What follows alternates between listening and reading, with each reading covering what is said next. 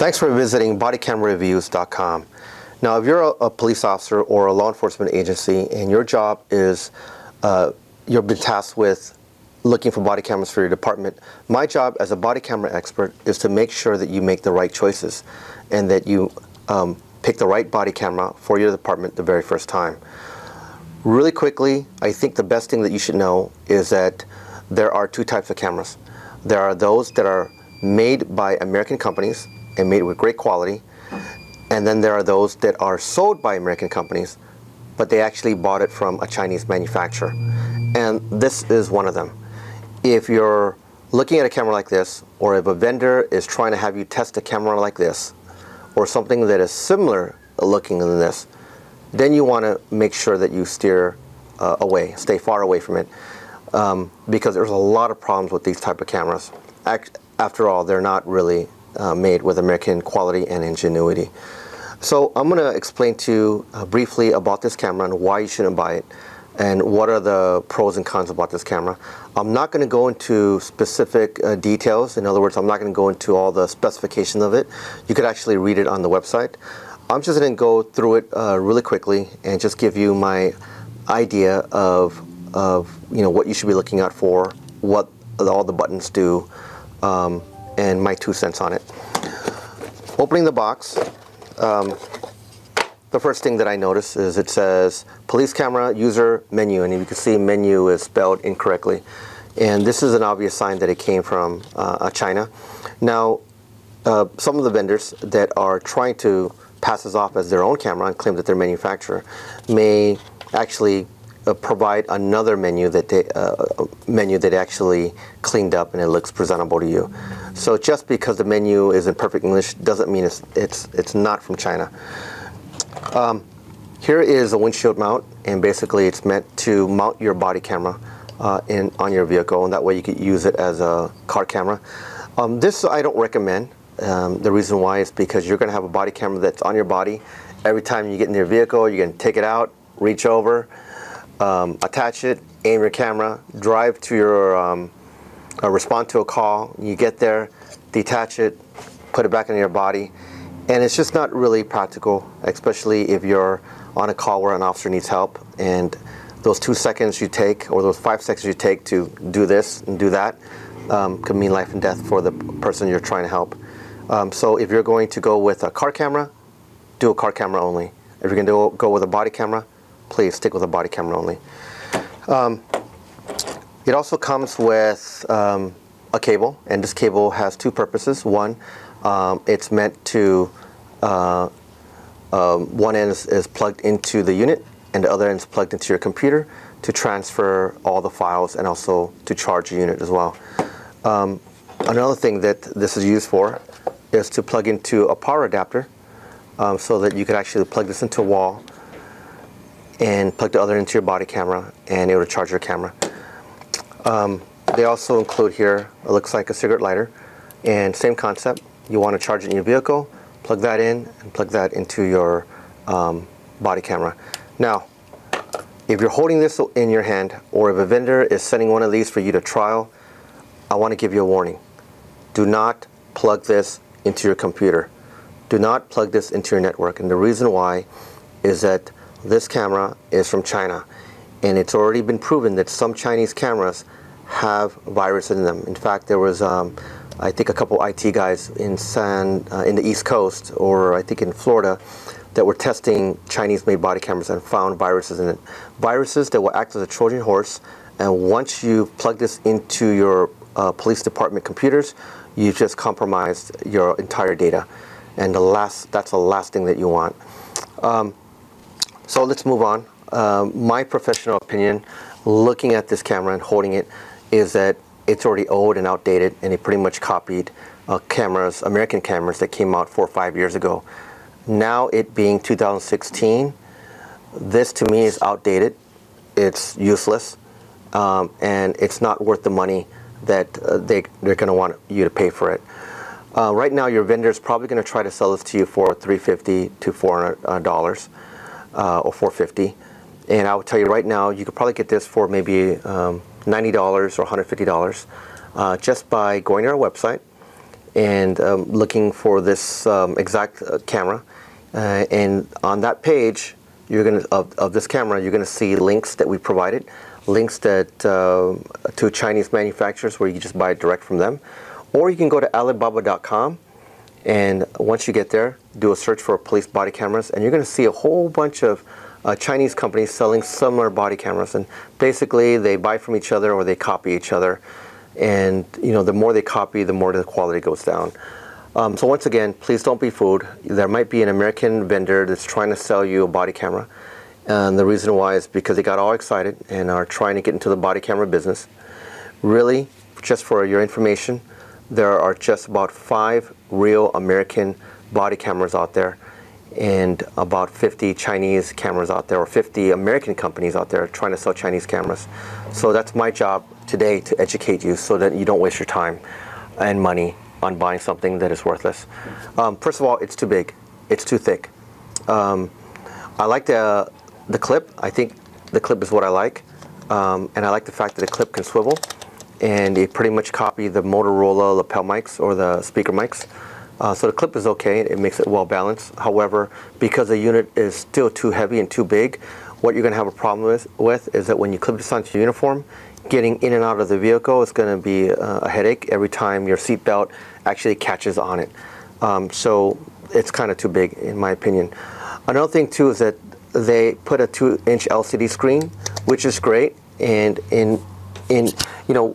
I've seen cameras with LCD screens and I think they're great, and I've seen cameras without LCD screens. And it depends on the policy or the requirements of your department. Some departments don't want a screen, and by not having screen, it makes your unit lighter and easier to mount. By having LCD screen, it makes your unit bigger and heavier and more expensive. Now, if you're going to go with LCD screen, make sure that it's at least 2 inches. Anything less than 2 inches, don't even bother getting. It's not practical. You can't even see, any video or any images really clearly when you're playing back. So 2 inches is going to be the standard. Anything bigger than that will actually make your body big, and essentially you'll be carrying something like the size of an iPhone. This is a 4-in-1 device, and so they're basically copying the WOLFCOM Third Eye. The WOLFCOM Third Eye was released about 5 years ago. And it was a 4-in-1 device where it was a lapel speaker mic, it was a video camera, a digital camera, and a voice recorder, all packaged into one unit. So they copied the same concept here, and I guess the Chinese just thought that, hey, we'll just put all the buttons together. So here you have your PTT button, your video camera button, your digital camera button, and your voice recorder button. Doesn't make sense to me, and I'll tell you why. First of all, your PTT is on the left side when it should be on this side.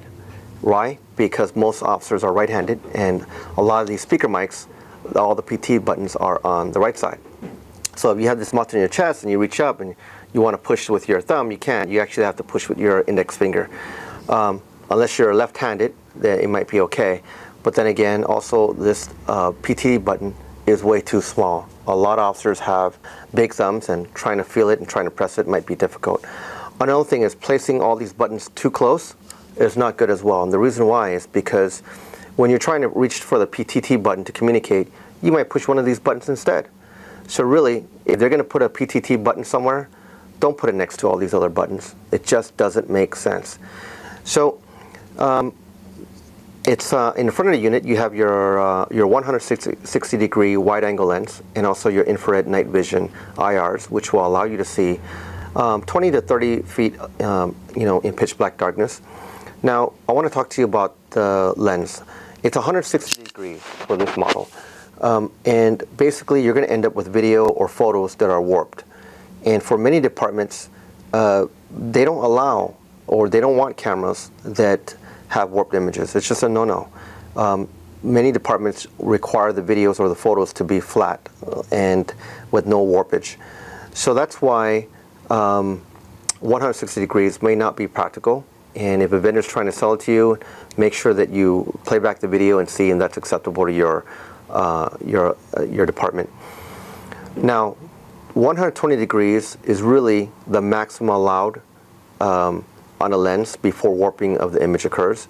So if you want something that's wide angle but no warpage, go with a 120 degree wide angle lens. If you're looking or holding a model that looks similar to this, it probably is from the same manufacturer. They change the mode sometimes to make it look a little bit different, to make it look like it's variety. There's many variety out there, but also so that the same vendor, multiple vendors don't appear to be selling the exact same thing. Now, let's go ahead and power on the unit. You have, let's cover this side first. You have your AV in and out, and basically it's supposed to allow you to plug this into your TV. You have HDMI out, which means you could connect this via an HDMI cable to a TV and play it back in your TV screen, and use this as a remote to fast forward, rewind, pause, play back. You have a USB connector, and this is where you're going to connect the cable to charge your unit or to transfer files to your computer. You have your power button here. On the bottom, you have your connection for your PTT, your two-way radio.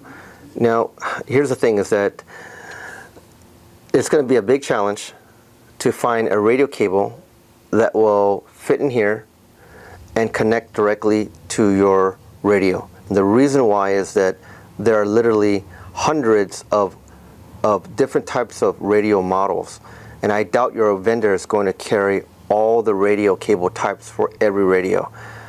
So I pretty much think this part is useless. They also have something that says GPS and 3G, which means that the same port here that you can use to connect to your two-way radio can also be used to connect to a GPS module, and also to a 3G module, so that you can it could transmit live video somewhere. But in the US, we don't use 3G anymore. We use actually 4G or LTE. So this is an obvious thing about it being from China. Let's go ahead and power it on. And it's normally off. This unit doesn't have pre-record, so when you wear it, you'll wear it normally off. To begin recording, go ahead and press this button here. And actually, you have to press and hold for 2 or 3 seconds, and the unit will power on. So it vibrates, powers on, and it begins recording audio and video. Now, I want to tell you why I don't like buttons. And the reason why is that buttons can be accidentally pressed. If you press it, you're not sure if you started recording. There's no way to physically tell if the camera is on and recording or if it's off. I like switches better. With a switch, you can actually physically feel that the switch is down and you know it's recording without even looking down. Or you can feel that the switch is up and you know that the unit is off. But in this case, imagine that you just press this button. First, you have to hold it down for 2 or 3 seconds and it'll power on. But then, in an emergency or stressful situation, you might second guess yourself and say, wait a minute, did I just turn it on? Did I turn it off? And guess what? You're going to have to look down, detach this, and say, okay, I recorded it, it's recording, and put this back on your uniform. So really not practical. I really don't like buttons. So if you're going to buy a body camera, stay away from buttons and make sure it's got a switch for activation.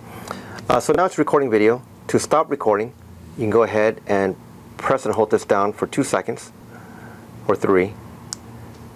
It vibrates and now it stops recording. Now here's the thing that I don't like about it. It doesn't power it off. It just stopped recording.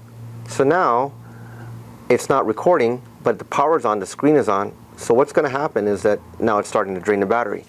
And if you don't have a car, if you're not activating your body camera to record for 2 or 3 hours, it's going to stay on for 2 or 3 hours. So in this case, you're going to have to come over here, press and hold that button for a few seconds just to power it off. So you see, not practical, not law enforcement grade, not really usable for what you want to do. But I want to show you something else. So let's say I want to record. Let's go ahead and press that. Hold it down for 2 seconds. It vibrates, powers on, begins recording audio and video. But now you have a red light right here. A red light that will give away your position in the dark. And the last thing you want is a bullseye on your chest where the criminal will know exactly where to aim his gun. Cops in the U.S. want to be kind of stealthy and covert. Sometimes you're approaching a house at night or approaching someone in the dark, and the last thing you want to do is give away your position. If you press that to turn off the unit or to stop recording, it actually turns to a green light. So that's even worse. You don't want that green light illuminating your chest or showing people exactly where to point their guns at. Other than that, I don't think I have anything more to say about this camera other than all the buttons are in the wrong places. It's not really a good design. It might look great to you, but when you actually use it, you're going to get very frustrated at using it. And if I were you, I'd just go with American company. Go with something that is built with American ingenuity, innovation, and quality. And please stay away from something that's going to just give you a lot of headache and grief.